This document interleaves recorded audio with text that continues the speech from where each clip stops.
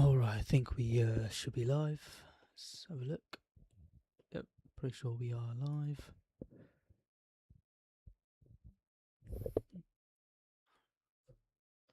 But yeah, going to be finishing off the Bloom energy analysis. Upcoming video on the main channel, where we will be, I guess, seeing if Bloom energy is a scam or not. So kind of controversial. But yeah, full disclosure, I have I guess a small long position in Bloom Energy where I bought some underlying shares. I think maybe about 5-6 months ago now, when it was trading at $100 a share, $120 a share. So and then since then, like I said, I bought a really small amount of shares, maybe less than 1% of the portfolio, and then kind of forgot about it. One of them ones where you just set and forget. But then, saw some news come out recently about Bloom Energy potentially being a scam or some issues with the scandium. The material input for the company. Obviously, they're very reliant on this commodity called scandium as an input to the business. And so just basically looking into that, get some ideas and maybe a potential trade, because with how volatile the stock is, usually presents a decent trading opportunity.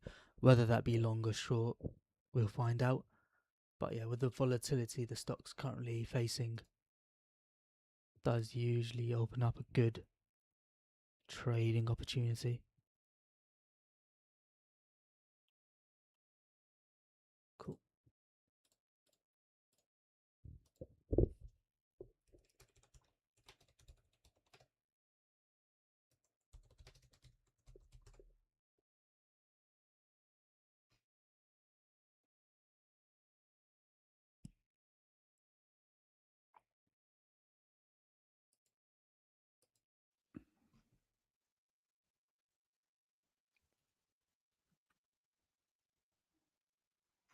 But yeah, just gonna try to find a video that does a nice explanation on the business. Just get an idea of what they actually do, how the business actually works, and take it from there as well.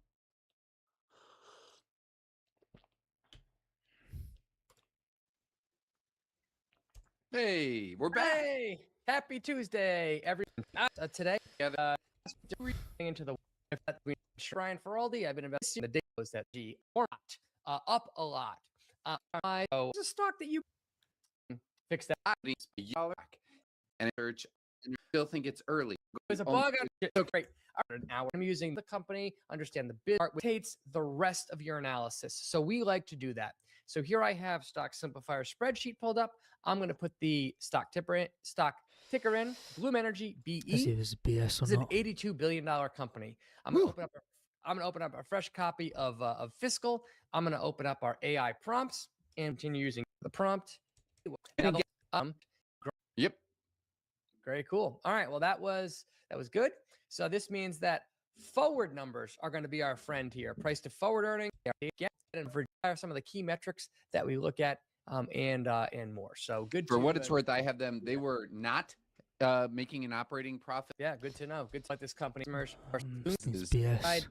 With whatever is the easiest to access and most abundant. All right. Now we know about the business, a little bit of what they do. It's a capital-intensive business and sensitive to interest rates, which can make financing new projects more expensive because the renewables. This is really bullshit. Yeah, it's just basic crap.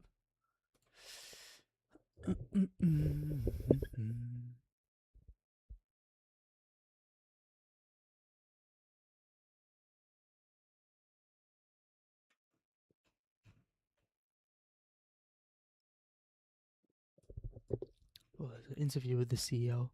It's always useful. Let's watch. What is Bloom Energy?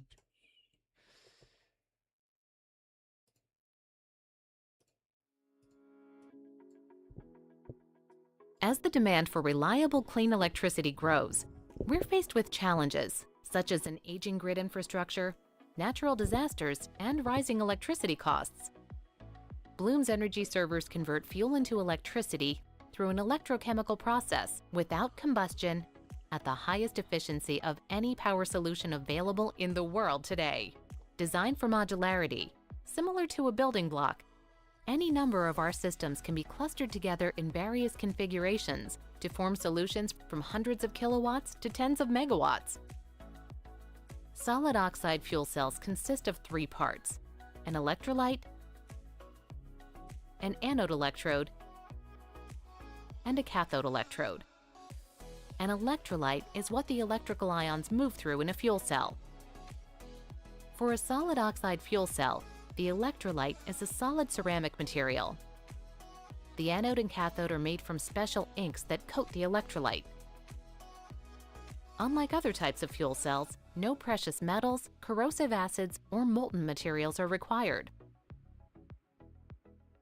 Next, an electrochemical reaction converts fuel and air into electricity without combustion. Operating at high temperature, warmed air enters the cathode side of the fuel cell. Meanwhile, steam mixes with fuel, entering the anode side to produce reformed fuel. As the reformed fuel crosses the anode, it attracts oxygen ions from the cathode. The oxygen ions combine with the reformed fuel to produce electricity, water, and small amounts of carbon dioxide. The water gets recycled to produce the steam needed to reform the fuel. The process also generates the heat required to keep the fuel cell warm and drive the reforming reaction process. So long as fuel and air are added, the process continues producing clean, reliable, affordable energy. Our energy server is a stationary power generation platform built for the digital age and capable of delivering highly reliable, uninterrupted, 24/7, always-on power that is also clean and sustainable. Among the most efficient energy generators on the planet, our platform dramatically reduces electricity costs and greenhouse gas emissions. Some of the largest companies in the world trust Bloom Energy to provide their businesses with clean, reliable, and resilient energy. Sounds a bit too good to be true, to be honest, but again, people much better at this than me, in terms of, at least on the science, do claim it to be true, factual. They do have $2 billion in revenue, although just under $1 billion is related to related parties. So there is that.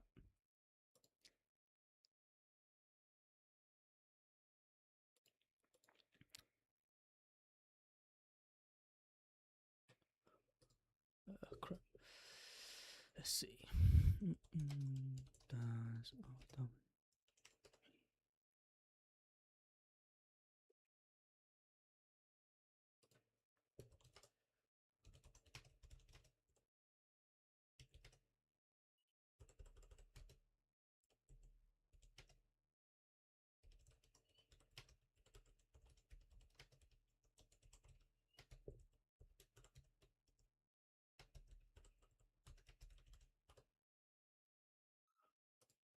To lose is something I simply cannot contemplate. There's nothing that I do where I put effort, I put time, and I think of failure as an option. Today, KR Sridhar, founder and CEO of Bloom Energy, joins us in the studio. Now, KR's journey is wild. Former NASA rocket scientist who worked on Mars missions before founding the energy company that is Bloom. 25 years building a company he never once doubted would work. Any revolution, and I would call AI absolutely a revolution, it's almost a hockey stick on a hockey stick. Clearly, electricity becomes the key factor. Today, the market cap is approximately $93 billion, up over 1,500% in a single year. Electricity in the world is a $5.5 trillion market. Last year, our revenues were $2 billion. This was a really special show for me to do. When power is democratized, access is not restricted by people who are in power. And that's true democracy. I would say don't short the US, don't short Silicon Valley.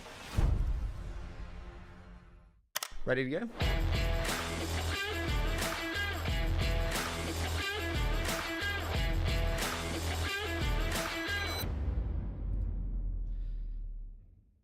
KR, I'm so excited for this. I am like the biggest fan of the company and the story. So it's such a pleasure to have you here in person. Thank you so much for having me. It's a great honor to be here. Now, listen, I asked some of the best founders in the world this question, but it really intrigues me on mindset. Are you more motivated by the thrill of winning or the fear of failing? To lose is something I simply cannot contemplate. There's nothing that I do where I put effort, I put time, and I think of failure as an option. Before starting the company, I did the Mars missions. And there, you cannot call a plumber on Mars. You cannot fix something along the way. So what you do is you think through, let me think about the 10 big things. A boom can happen and it ruins your life. Then you say, okay, I'm going to mitigate that by every possible workaround because something's going to happen.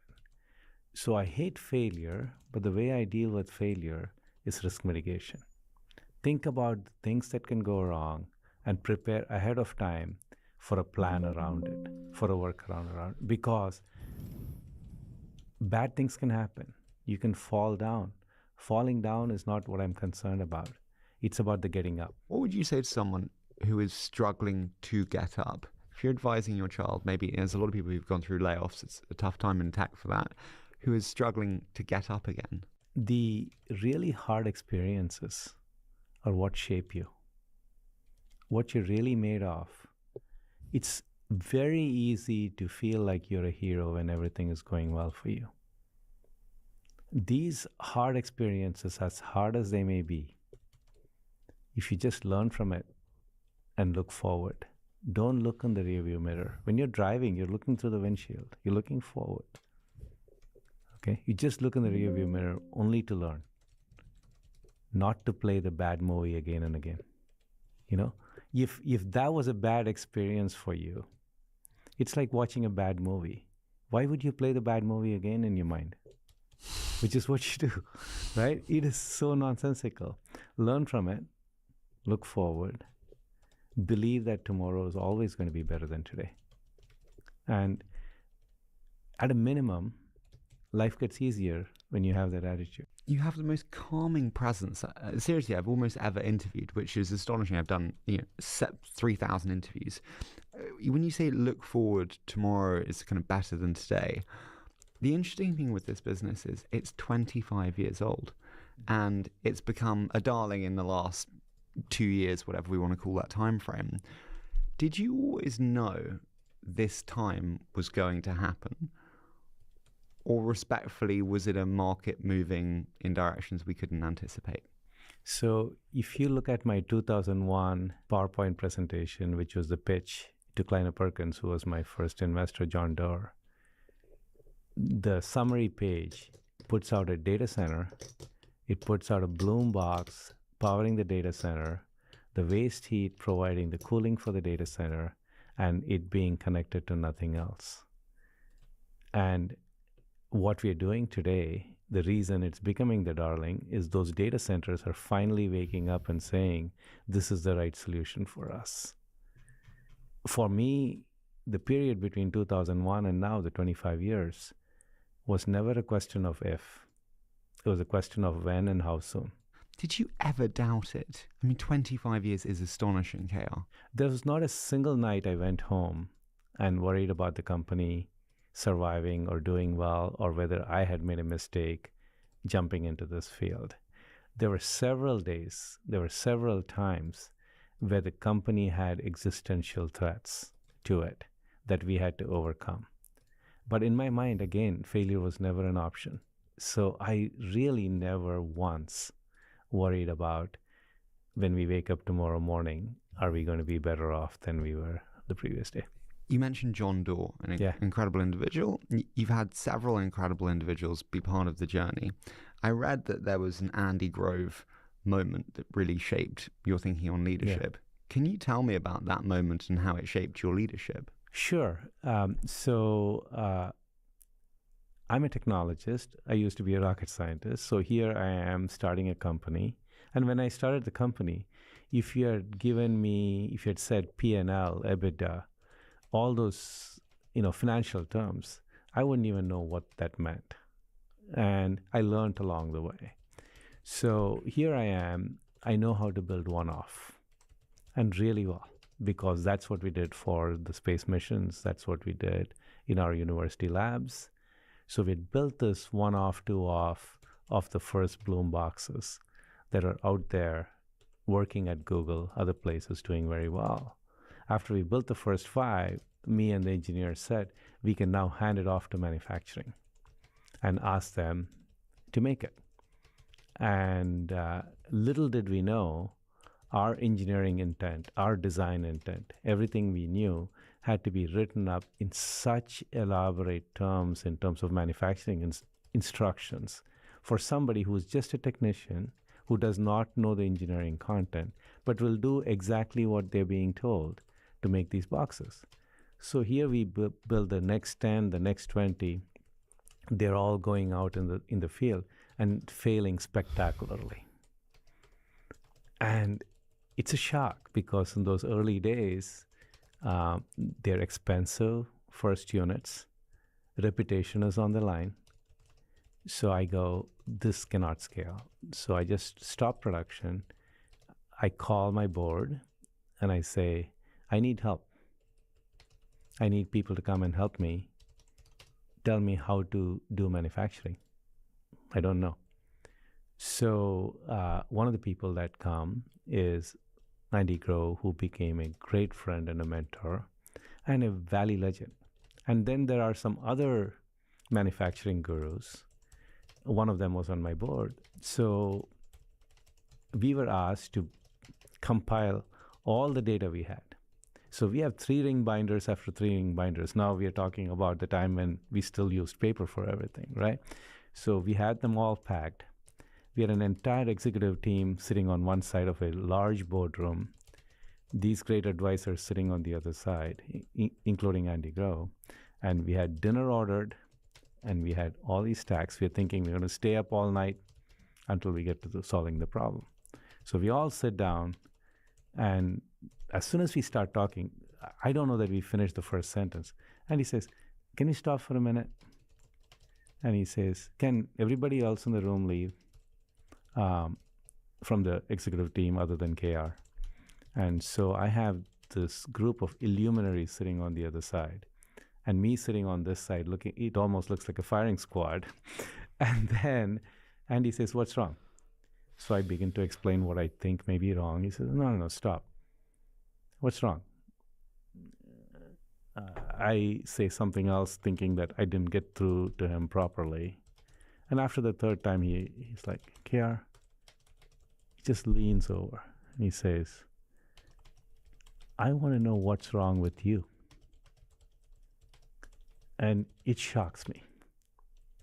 It just shocks me for a moment. I sit back and I go, I'm trying to build a great device that's going to be beneficial to people. I don't know what's wrong with me. And he says, you're such a smart guy. You built this technology that's just absolutely amazing. If you walk the floors and talk to the people out there, they're going to tell you why it's not working, because they don't understand what they're building.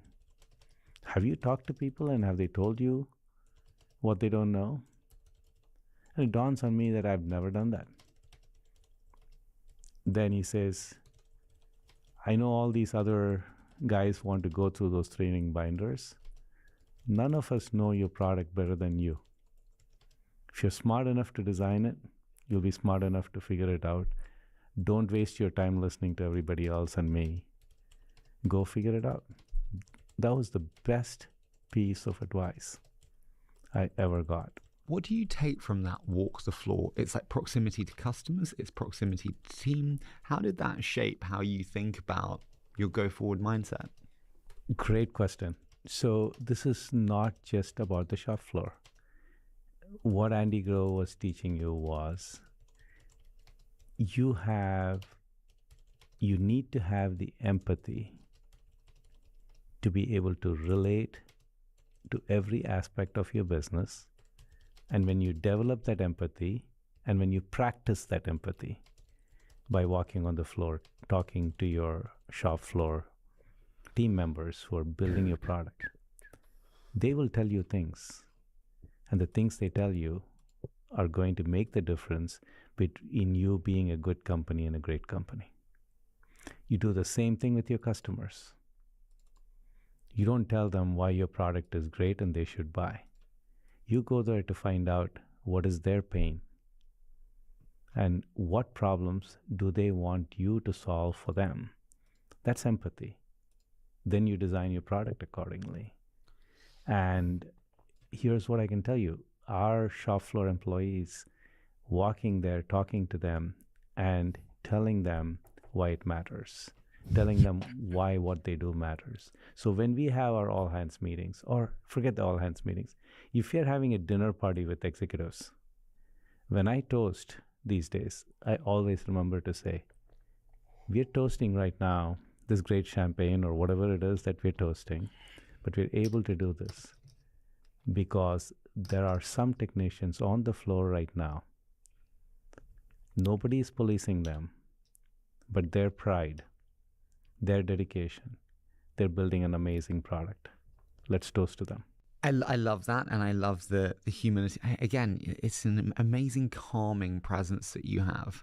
And I was watching some of your other interviews before this, and candidly, you said that AI-driven power demand is secular and enduring. And Kale, I have many great people on the show, and they talk about infrastructure bubbles and the inevitability of kind of falters. Are we in an AI infrastructure bubble when you look at it from your perspective, as blunt as that is? People confuse markets, stock prices, and infrastructure and secular changes. The stock market is going to go through whatever it goes through. Any revolution, and I would call AI absolutely a revolution, that's going, it's almost a hockey stick on a hockey stick, right? Technology itself, digitization itself was on a hockey stick in terms of us going from the mechanical age infrastructure to the digital infrastructure. AI has come and put a hockey stick on that hockey stick. So that's what we're experiencing. Anything going at that speed, will it have bumps along the road? Will it have pauses along the way? Most probably, yes. We don't know of anything else in human history of this scale and this magnitude. But it is the trajectory, is the normal course after the course correction still going to be this phenomenal course? I absolutely believe so. Because for the first time in human history, we are manufacturing intelligence.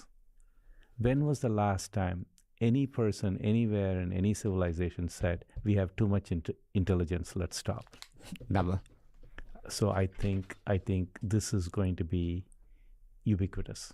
When intelligence becomes ubiquitous and abundant, which was the scarce resource, what becomes the valuable asset if intelligence is ubiquitous and abundant? Wisdom. AI is not going to give you wisdom. AI is not going to give you happiness. AI is not going to give you empathy to relate to people the way you need to. At the end of the day, a bot giving you counseling is not going to be the same as you and me sitting here talking to each other, looking at each other, understanding the facial expressions, relating to one another. So humans are social animals. When you look at what you do today, what's the single biggest bottleneck that you face most consistently? The single biggest bottleneck that I would say we face in terms of introducing a new concept into society is the friction associated with new ideas. Right? On a big macro scale, it is, for good reasons, very large infrastructure in the world has been designed and regulated to move slowly. We are entering an age where that huge amount of regulation that intentionally creates friction in the process which was beneficial in the past, becomes an impediment to our growth. And I'm particularly sensitive that I'm here in the European continent. And we specialize in this. Yeah, absolutely. I mean, you get A+ for... We had to get a permit to come up the stairs, actually. It took a while. Yeah.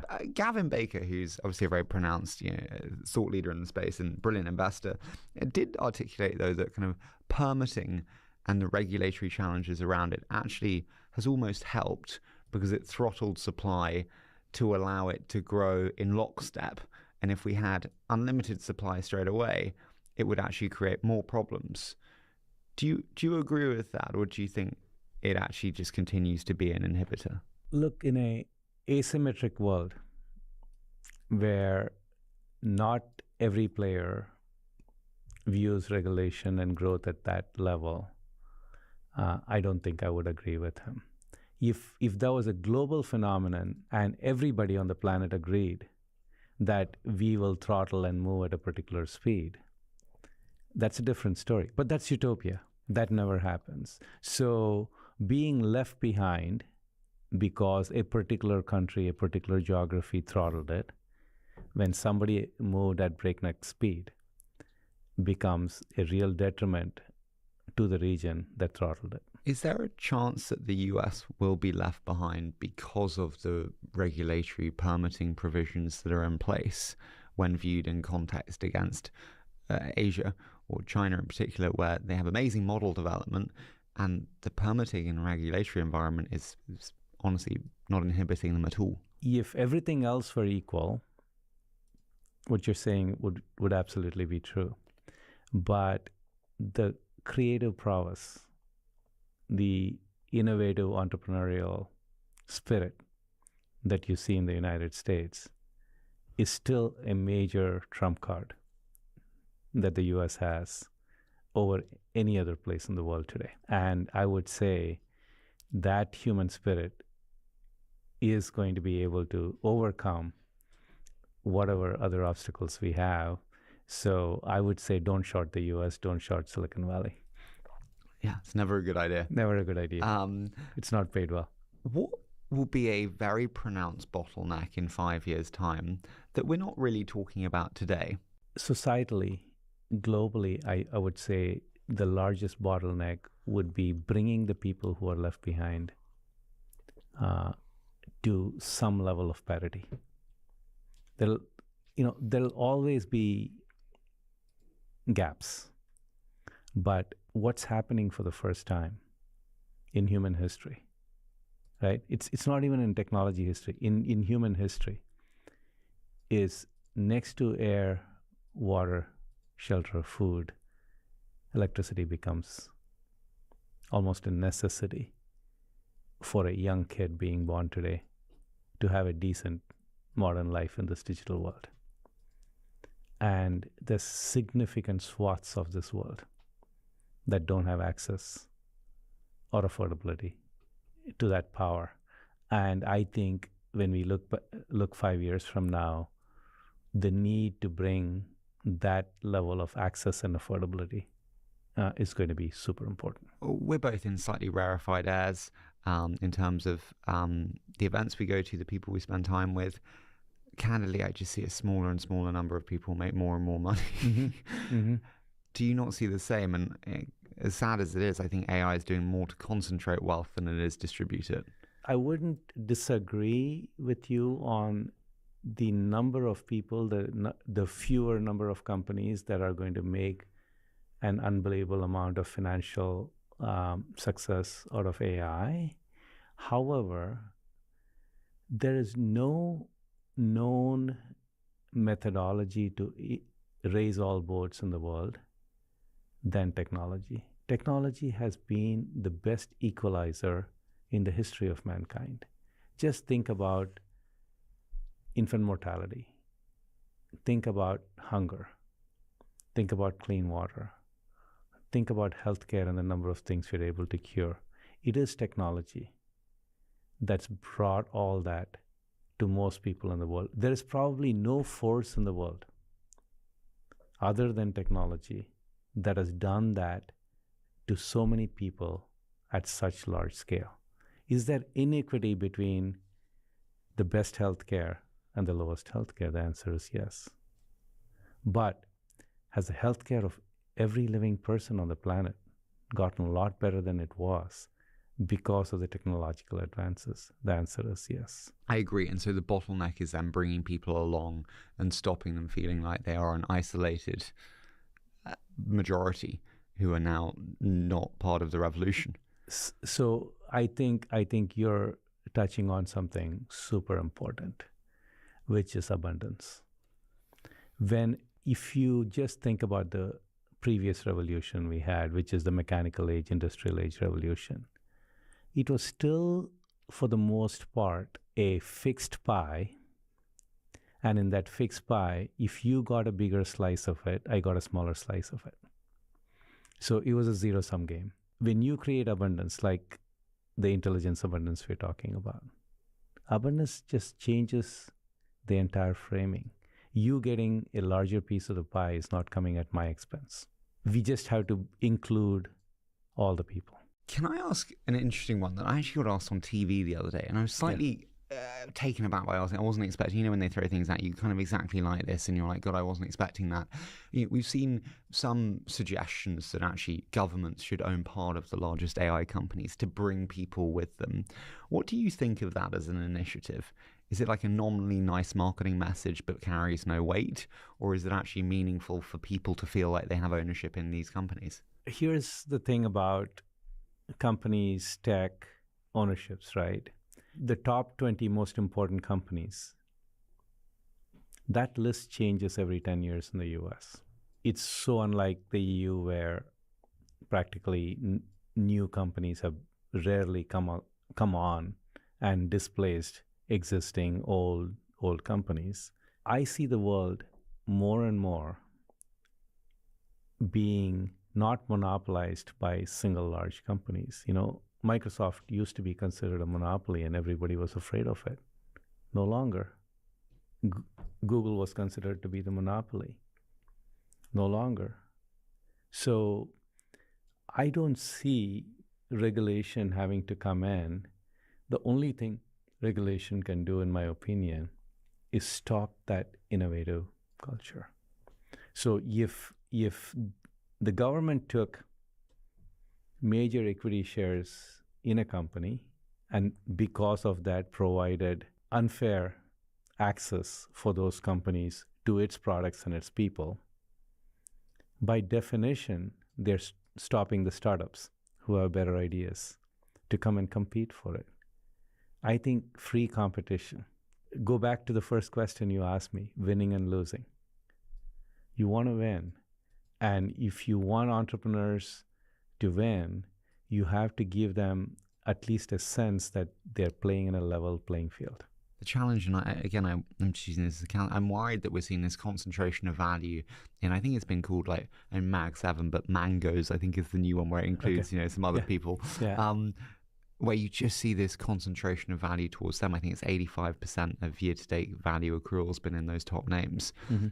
If you don't have that, or any form of almost intervention, do you not just have the biggest companies getting bigger and bigger and running away with it? I think there are many ways to come around it. Taking equity is the question you asked. I don't think that's the right model. But let's get to what the core issue is, right? The core issue is no new technology that's come along ultimately created less jobs. I don't think AI is going to be anything different. But when new technologies come along, even from the agrarian revolution to the industrial revolution, the transition generation suffers. There's collateral damage. Because we are creating so much wealth, is there a way to take a portion of that wealth and make sure that the people caught in the transition don't have to suffer as collateral damage? There should be a construct. That's for the political figures to figure out, right? There should be a construct. And I'm completely for that, because these are people for no fault of their own. We in Silicon Valley said everybody learn how to code, because if you don't know how to code, you don't have a future. Okay? Suddenly comes AI, and we are saying you coders have no future. Code, Okay? you don't need to do that. Yeah, why are you doing that, right? So I think as a society, as a technology industry, I think we should be empathetic to taking care of those people. We mentioned some of the big names in terms of the biggest companies of our day. Their focus on energy, acquiring energy supply is more important than ever. Are we seeing the hyperscalers secretly become energy companies in some ways? Here's what's interesting, right? We're manufacturing intelligence, as we spoke about, and there's never been a more high-value product manufactured with electricity than intelligence. So the input into the factory, unlike a chemical factory where all these raw materials, ores, other things come in and you process, the input into this factory is simply electricity and data. And data is everywhere. So the only real cost input coming in is electricity. The machines are the chips. The output is intelligence. So this is the single largest input, and that input today is not abundant, right? So clearly, electricity becomes the key factor. So herein, I see it slightly differently. I believe the fact that electricity became so important for this critical industry that knows how to move at speed and scale is going to mean that since Edison, almost 150 years later, we are going to create a new construct for electricity in the world that's more digital electricity as opposed to the mechanical age electricity. Okay? And that digital electricity, for many reasons I can walk you through, is going to be more efficient, it's going to be cleaner, it's going to be more reliable. And when these large companies that have the resources to allow that kind of new electricity to happen at scale, it's going to trickle down to the masses everywhere. Sub-Saharan Africa and Bangladesh, to just use examples of countries that are in the developing basket, are going to benefit from this. Just like an airbag comes in a very expensive car initially, and within a few years you see it in every car, and it improves everybody's lives. So I'm super optimistic that if we look back 20 years from now, we will say AI was the best thing that happened, because of which electricity abundance happened to everybody on the planet. AI is just a catalyst, a stepping stone, and an accelerator. You said before, speaking of that, about the ability to produce tens of gigawatts of power generation on the grid in a hurry. There's a quote. It's a pretty big claim. Like, how much can you actually deploy in a hurry? Like, speed to production. How do you think about that, and how possible is it? Because scaling production is everything. How do you think about that? Look, we have developed a technology which does not use the traditional power supply chains. And the technologies we use are more akin to computer electronics and hardware, right? It's a solid state device that makes the electricity. So even at the tens of gigawatts, we will be single-digit percentages of the total supply chain that already exists to make other devices of similar nature. So when Steve Jobs comes and shows his first smartphone, nobody says, will you build 5,000 of these or 10,000 of this next year? It's in the millions. And there's a supply chain that knows how to scale very fast. That's the supply chain we're going to rely on. And that didn't happen by accident. The company was built to light up the planet. That was the mission of the company. So everything we did in the company, including our manufacturing lines, were built for one day being able to scale and scale fast. Now we are just opening that chapter and executing to that. It's all about execution.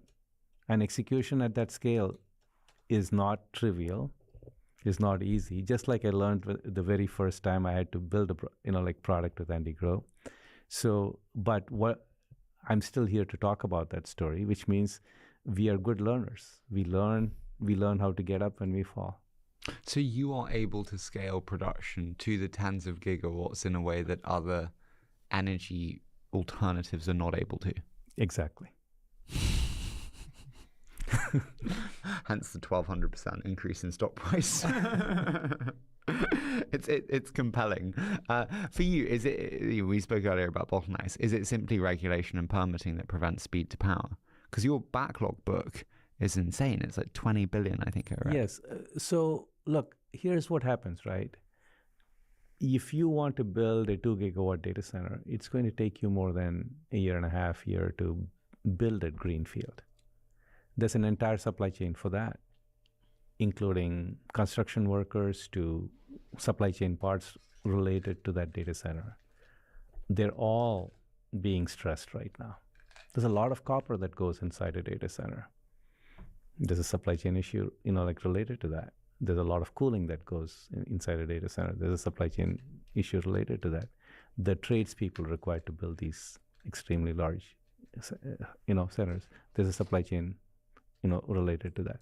So it takes 12 to 18 months minimum to build something like that. We can stand up that power faster than they can build a data center. So our goal at Bloom is to say power should not be a bottleneck if you rely on us. So what are our constraints? Number one, can they build it in time, their data center? Can we get the permits? And the third part is we need gas. That gas supply needs to be able to come in, right? Those are the big bottlenecks. I don't see us delivering the product as the bottleneck right now. When you think about your ability to build at scale, it would put you in a dominant/winning position. When you think about the winners that emerge from this incredible technology revolution, you have different layers of the stack. Is it the energy companies that produce this incredible power? Is it chip companies like NVIDIA? Is it model companies like Anthropic and OpenAI? When you think about like value accrual in the space, what's the utility and what's the valuable resource?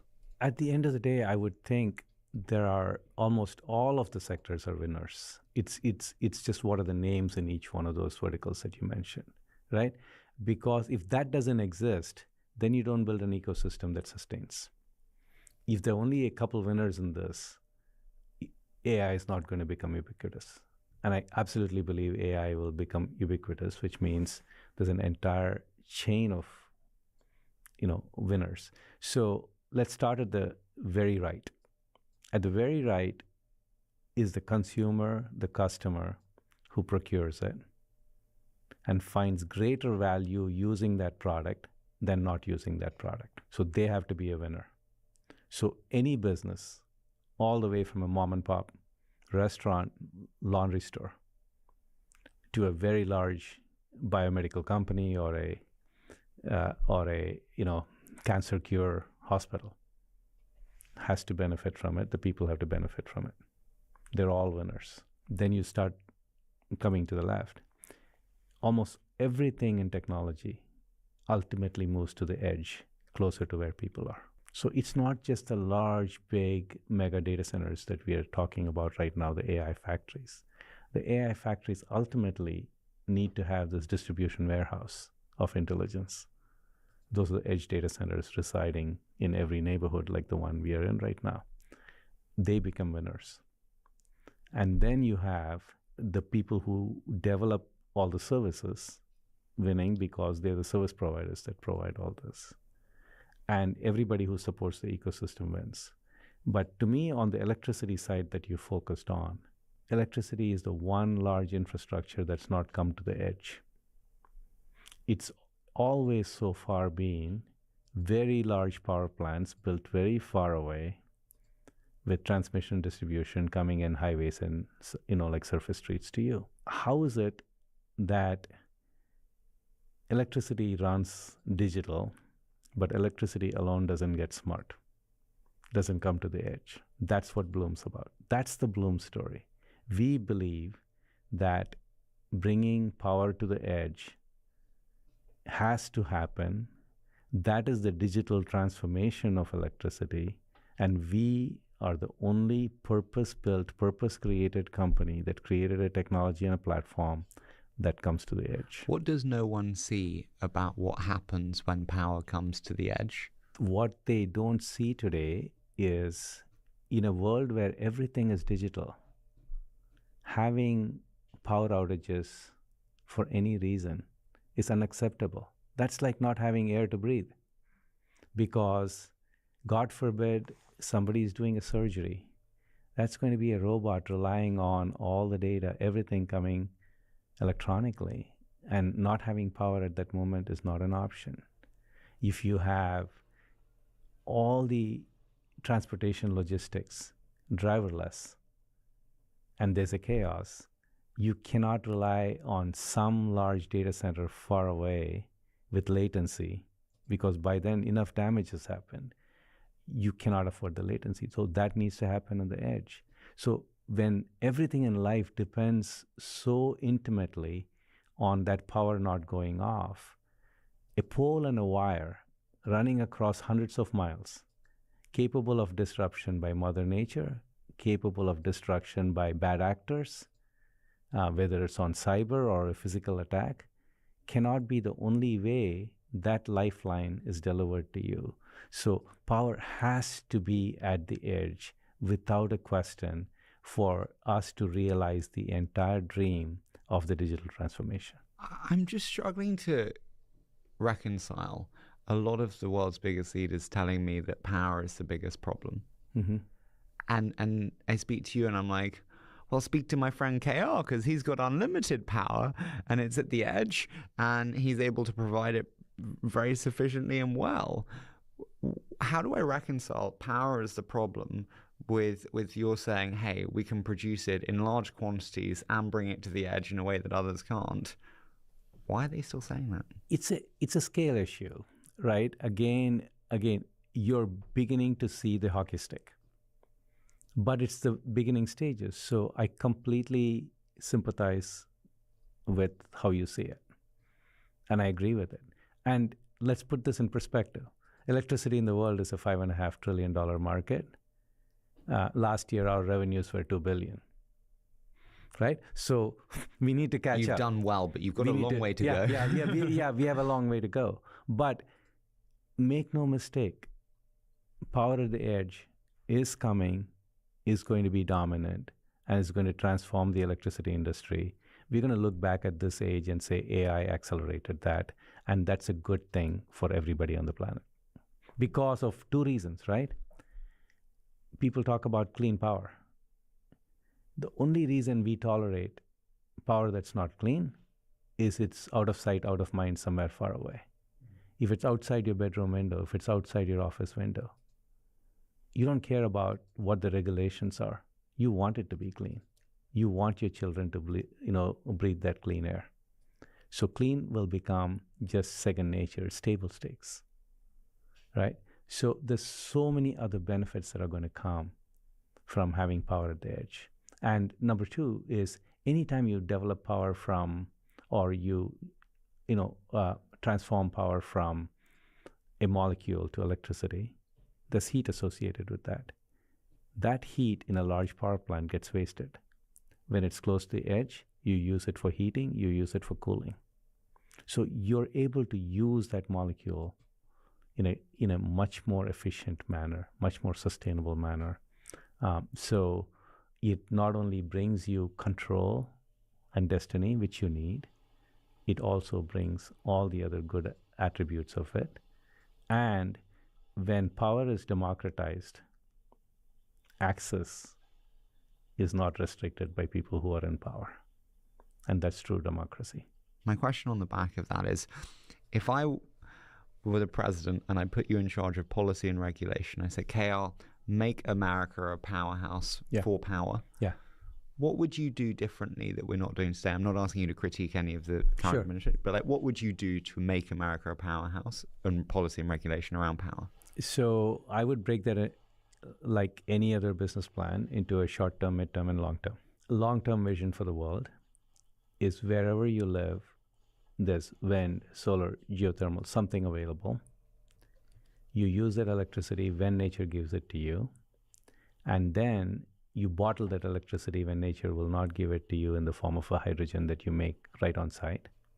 And then you recycle that hydrogen using something like Bloom to be able to get reliable, abundant power wherever you live. So the fact that you become self-reliant in any community, whether you live in Iceland or you live in sub-Saharan Africa, and not depend on some lifeline, some logistic lifeline bringing you energy, which is critical to your well-being, is huge. That's the vision I have for the long term, and I'm super optimistic about that. Okay, so how do you facilitate that? But in the immediate term, America is endowed with unbelievable amounts of natural gas, which is the best available option molecule, even though it has a carbon footprint. It is the cleanest, the smallest carbon footprint molecule available. We should be able to, along with Australia, along with Canada, along with UAE, along with Qatar, the free world, be able to provide access of that gas to practically every country in the nation. And it is affordable and economical, where we don't have to burn coal. So good should not be the enemy of the best. So we should be able to provide that, and we should use boxes like what we build to be able to bring that distributed power to anybody in the planet, right? Let us not let the people who don't have our best interest supplying power to us, supplying energy to us. That would be the immediate pathway. I would tell the president is that let's bring free fuel from a free world to make more of the world free. How criminal is it that we still buy so much energy from Russia, an adversary that we are openly, funding their competitor of, but we're still funding them to buy energy from? Exactly. So why would we need to do that? It is illogical. It's not rational. And there's a better way. You mentioned there kind of the ability for a village in Iceland to store their own energy for when it's not maybe abundant. We talk a lot about model sovereignty. We need our own models in Europe. It strikes me that energy sovereignty is much more important. Would you agree that energy sovereignty is more important and the most important thing? I think of all the supply chains in the world, we pretty much know how to grow food wherever we are. So after food, it's energy sovereignty, period. Look, if you just go back to the history of the world, right? Big wars have been fought for water. If there's a river flowing through multiple countries, big wars have been fought for water rights. We know how to produce water. Big wars have been fought for food. We know how to produce food. Big wars are being fought for energy, as we speak. And we can avoid that. When we think about kind of energy abundance, very futuristic, data centers in space is often kind of proclaimed to be this kind of holy grail, capturing energy from the sun. And how much of a solution is that versus a bluntly unrealistic pipe dream? I worked on the Mars missions, and I know how to produce water and breathing air on Mars. Trust me, it's really hard. I wasn't doubting it, KO, okay, actually. you can squeeze water out of a rock, but why? There are better ways to do that right now on Earth. Can I ask, Oracle have an enormous deal with you. How did Larry Ellison end up choosing solid oxide fuel cells to power Oracle data centers and his data centers? And what did that communication conversation look like? So, the proof is in the pudding, right? Before AI came along, we had at least 5 or 6 data center customers, and over a period of 10 to 12 years, we've been providing reliable power to edge data centers, other data centers, 4 megawatts, 10 megawatts, 15 megawatts for a data center. And our very first data center application was in 2013 when eBay, which used to be eBay and PayPal together. And if you think about it, right, PayPal's entire business is that data center because it's all about transactions. And all those transactions are happening in a data center. So they did not have power in Utah and they needed power. The choice was to move somewhere else and they didn't want to move their location. So they relied on us. So that was our first application of a mission critical data center being powered fully by Bloom. And we built that reputation over time.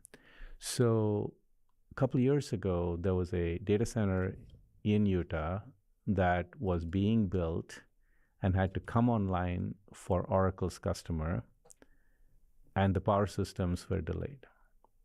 So they came to us and said, can you give us a temporary solution for a year? I said, absolutely.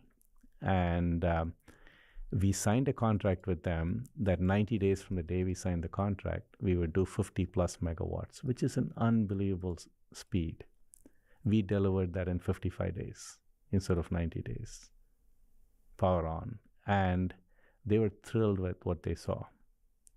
So now that formed the basis for them to say, why would we go and look for other solutions when we have a great solution that fits the bill? There are so many attributes of the Bloom system that are so well done for a data center. Let me give you 2 or 3 simple examples so you can understand. If you have a large turbine, let's say it's 500 megawatts, one single large turbine powering a 500 megawatt data center. That turbine's availability over a 20-year period on a yearly basis will be somewhere in the low 90s, 90%, because you need to maintain the turbine. It's like your jet engine or it's like your car. It has to stop, you have to maintain it. What happens during the other 10%? Are you going to turn down the data center? You can't. The data center has to be always on. In the past, when the data centers were small, you relied on the grid to be the backup.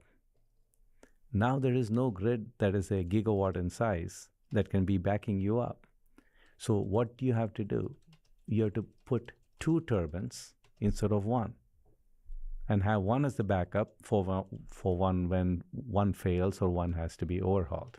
With Bloom, we are tiny modular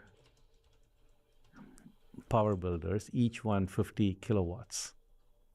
So you can hot swap any one when you're working with it. Very simple.